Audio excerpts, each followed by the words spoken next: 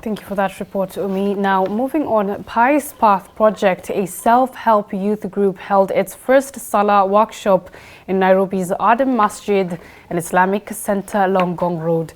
The two-day workshop saw children between the age of 7 years to 12 years benefit from the workshop, which attracted over 100 children.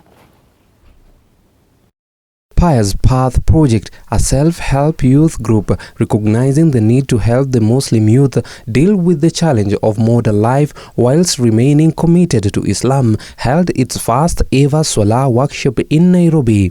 Tunashukuru sana kupata fursa kama hii kutoka kwa Horizon TV ili kuweza kutupatia motisha na support katika kuifikisha hii fikra Swalah workshop mpaka katika watu wengine. Na hii ndio lengo ya workshop kama hii, kwamba our intention ni kwamba iwafikie watu wengi, isiwe tutaifanya sisi tu kama Pious Path.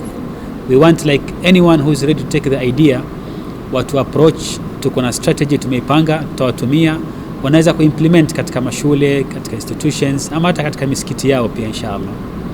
Inspired by the timeless guidance of Quranic teachings and prophetic practice, Pious Path Projects are working tirelessly to ensure the children are taught how to perform ablution, prayer among others. Zaidi tunafundisha about how to perform wudhu, tukiwapa maelezo na practically kabisa wanaonyeshwa namna kutawadha wakitumia maji, na pia wanapewa zile basic knowledge regarding masala ya swala, kama mfano adhkar, dua, iwe ni baada sala au baada kutawadha, kadhalika adabu ya kuwa msikitini. Mara nyingi hawa watoto huwa wakiwa msikitini wanaleta fujo sana, ama wanatupa taka na nini, so tunawapatia maelezo kama haya ili waichukulie jambo kama hili kwa njia ambayo itakuwa ni kidogo bora zaidi kuliko vile walivyokuwa mwanzo.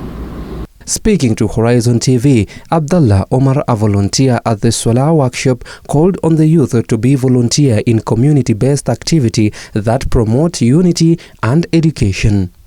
Volunteer katika mambo ya khairi kama haya, kwenda Swalah workshop, kando na events zingine za kidini, ni jambo kubwa sana. Mtu ataona ataenda kuvolunteer, asimame tu aende hivi arudi hivi, lakini unapata thawabu. The workshop saw positive stories, with the beneficiaries expressing their excitement for attending the workshop.